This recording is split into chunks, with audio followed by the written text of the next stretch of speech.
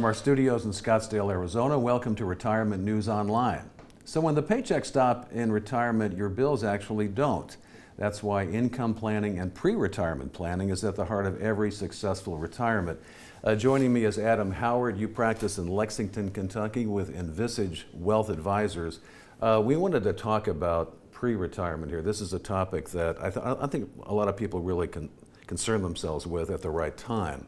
You want to talk about how income planning, retirement planning, pre-retirement planning should start way before you're getting ready to retire, right? Yeah, no, absolutely. It's one of those things that more times than not, people just naturally think they're not going to talk about pre-retirement planning or even need to have that discussion until they're, 5 years out, right. 10 years out. That's the zone. Which is not the sweet spot, right? I'm not a guesser by any means. I'm a planner naturally outside of being an advisor.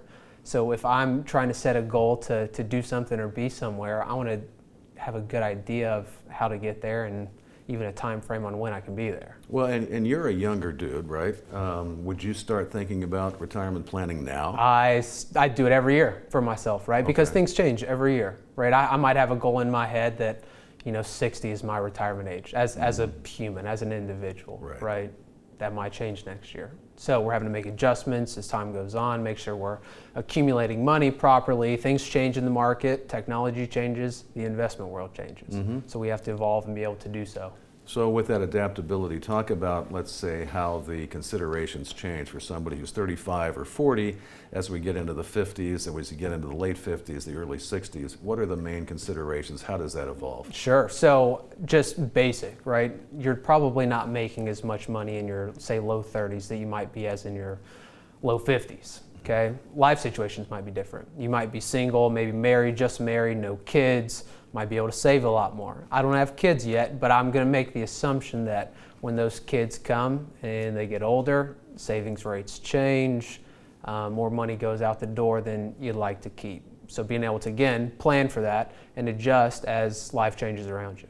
So a younger person, for example, they're starting to invest when they start working, typically, Sure. right? They start contributing to qualified accounts. They may be working with an advisor who might be a broker. Sure.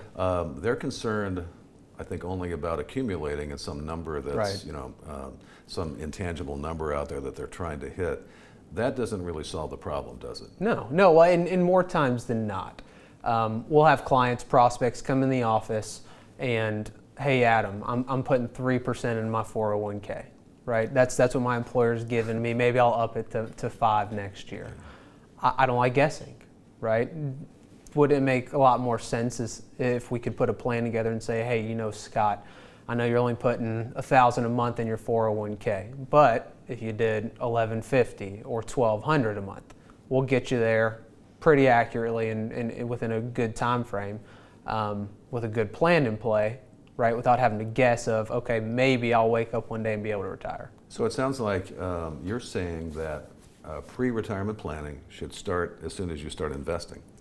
Yeah, I mean that is my belief, right? And it comes back to just not wanting to guess at things. Right. If I can have a plan, right, a goal in mind of something I want to do, that could be retirement. That could be buying a vacation home to take my kids and family at when I'm 55. I'd rather plan for that, right? Have a good idea of when I can hit it, rather than just waking up one day at, for retirement at 60 and seeing, okay, my account's short $100,000, maybe I've got to wait another 3 years. And this kind of advice isn't something that they're going to get from their benefit plan administrator. They need to talk to somebody like you, don't they? Sure. And I mean, one of the biggest complaints that I get from clients that come in the office regarding their 401k plans or something like that is the lack of service that they get, right? So if anything else, meet with an advisor, right? It doesn't cost you anything to meet with an advisor. Meet with an advisor, get an idea. What they're going to do is they're going to ask you questions that you've never thought of, right? To help you set these goals, determine where you want to be, and then create a plan around it to get there. Yeah, and I think, too, with a 401k, for example, because that's our retirement plan. Sure. There's no pensions anymore. Right. The BPA has some cookie cutter type things that you can jump into. It's probably a better idea to have an advisor really help you manage your 401k? Yeah. I mean, it's one of those things that more times than not, you don't know what you don't know, right? A lot of us, just due to resources on the internet, right? We can go out there and we can dig. Or he has friends at the water cooler. Yeah, exactly. Very the, helpful. the water cooler, the sauna at the gym. Yeah. But again, it's something that we do all day, every day. My job as a planner, as a wealth advisor, as a CFP, is not sit here and throw product in front of you. Right. Right? That's obviously an end game of what we're trying to accomplish to get you to where you need to be, because we have the tools to get you there, right? But my job as an advisor is to lay out a plan for you, have a discussion, right? Answer and ask the questions that are important to you, then lay the product out. That's the last thing that we do.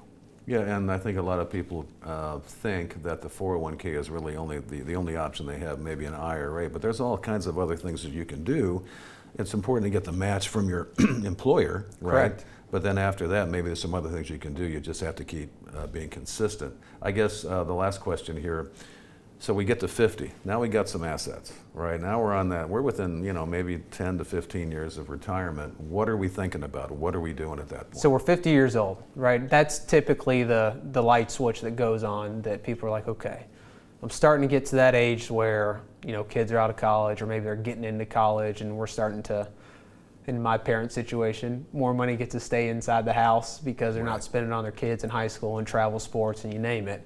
So retirement's just a natural transition of thought process at that age, right? So that is obviously a very, very important time to, okay, what does income planning look like? Okay, how much money and cash flow do I have coming in today?